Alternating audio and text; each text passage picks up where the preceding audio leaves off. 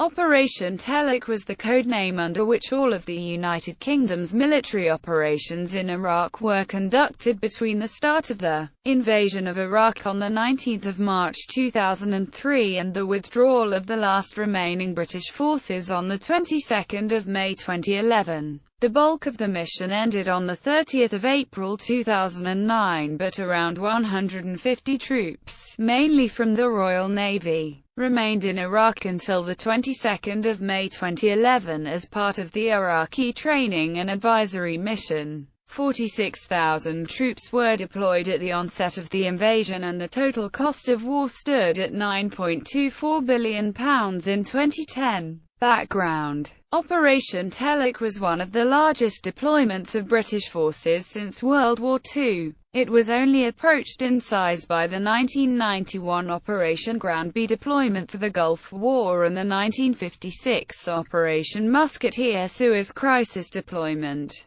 It was considerably larger than the 1982 Operation Corporate in the Falklands War, which saw around 30,000 personnel deployed, and the Korean War, which saw fewer than 20,000 personnel deployed. Some 9,500 of the British servicemen and women who deployed on Operation Telic for the invasion and its aftermath were reservists, the vast majority of them from the Territorial Army. Notice that British forces were deploying to the region was given in three separate commons statements by Jeff Huhn, Secretary of State for Defense. On 7 January, the deployment of naval forces and Royal Marines was announced. The 20th of January saw the land forces deployment announced, and the 6th of February the air forces. They were ready in time for hostilities to start on the 19th of March. When compared with the deployment of forces prior to the Gulf War, things proceeded a great deal faster, with the slowest deploying elements taking 10 weeks to get from base to combat readiness in the theater. The deployment used 64 British and foreign-flagged merchant vessels.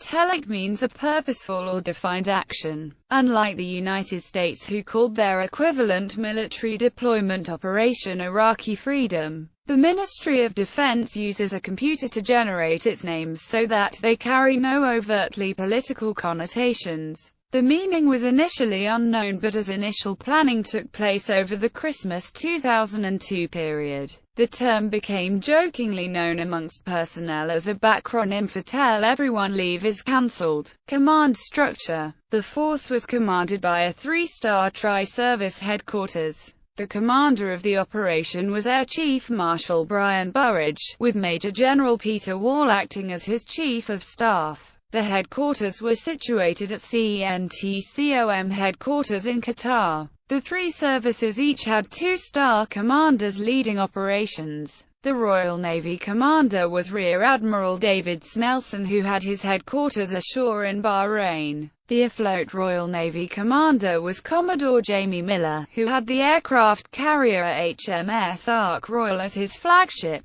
The British 1st Armoured Division was commanded by Major General Robin Brims. 3 Army brigades were assigned to the division. 16 Air Assault Brigade was commanded by Brigadier Jack O. Page. 7 Armoured Brigade by Brigadier Graham Binns and 102 Logistics Brigade by Brigadier Sean Cowlam. The Royal Marines 3 Commando Brigade was also under the operational command of the division and was commanded by Brigadier Jim Dutton. The Royal Air Force commander was Air Vice Marshal Glenn Torpey. Major General Wall took over command of 1st Armoured Division on 1 May 2003. He was replaced as Chief of Staff by Major General Barney White Spunner. Rear Admiral Snelson was succeeded by Major General Tony Milton, Commandant General Royal Marines as Maritime Forces Commander on 16 April 2003. Post-invasion. On the 11th of July 2003, 1st Armoured Division handed control over southeast Iraq to 3rd Mechanized Division. Major General Wall was succeeded by Major General Graham Lamb as commander of British ground forces in Iraq. Unlike the invasion period, by then there was a substantial presence from many nations other than America, Britain, Australia and Poland. In addition to British troops, 3rd Division now commanded Italian, Dutch, Danish, Czech, Lithuanian, Norwegian and New Zealand forces.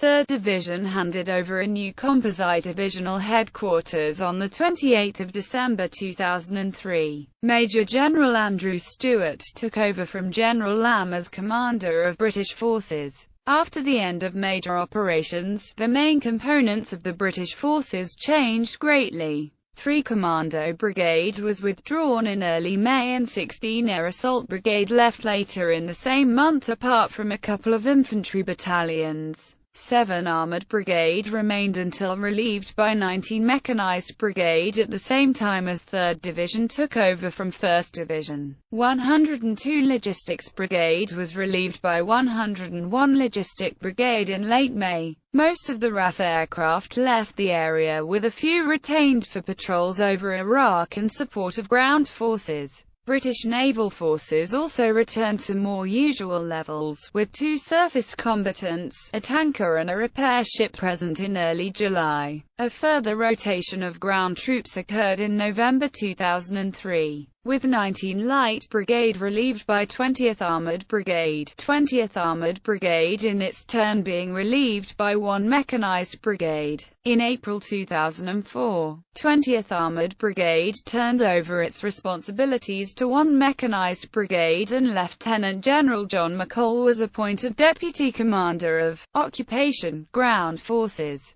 By July 2004, the British area saw its 5th commander when Major General Bill Rollo took over. At the end of 2004, General Rollo was succeeded by Major General Jonathan Riley, and in November of that year, 4 Armoured Brigade rotated to replace 1 Mechanized Brigade. In May 2005, 4 Armoured Brigade was replaced by 12 Mechanized Brigade, with the handover of responsibility taking place on 30 May. In May 2006, 7th Armoured Brigade, the Desert Rats, were relieved by 20th Armoured Brigade under the command of Brigadier James Everard. October 2006 saw 19 Light Brigade take over from 20th Armoured Brigade. 1 Mechanized Brigade provided HQ and troops for Telic-10, deploying to Iraq in June 2007. During that tour, both the PJCC and Basra Palace were handed back to Iraqi control. They handed over to 4th Mechanized Brigade on 1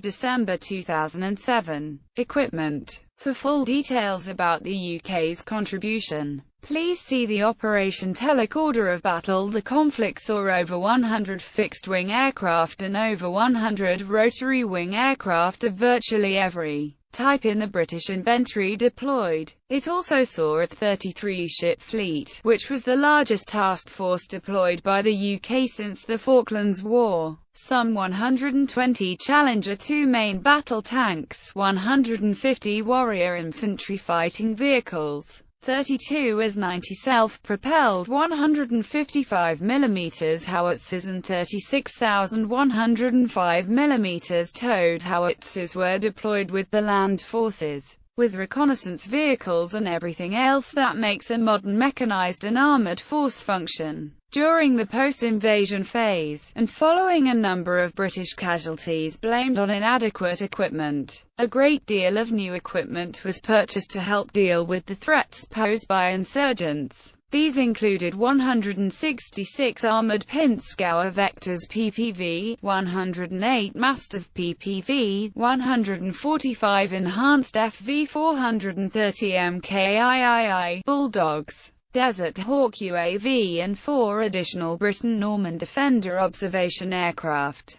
Casualties. A total of 179 British Armed Forces personnel died serving on Operation Telic between the start of the campaign in March 2003 and the end of operations in July 2009, 136 in hostile incidents and the remaining 43 under non-hostile circumstances. Full non-fatal casualty records are currently only available for the period after 1 January 2006. From that date, 3,598 British personnel were wounded, injured or fell ill, 1,971 of whom required aeromedical evacuation. However, these totals are likely to rise significantly as and when full records for 2003 to 2006 become available. By the 11th of March 2007, more than 2,100 soldiers had returned from Iraq suffering from some form of mental illness, including PTSD. In fiction, the British television film The Mark of Cain depicted service of a fictional British Army unit, the 1st Battalion Northdale Rifles, in Operation Telic, just after the end of combat operations and in the first stages of the occupation. A stage production based on the Scottish Black Watch Regiment was also created, drawing on experiences of veterans of the war. It was played out to much acclaim throughout Scotland in 2006.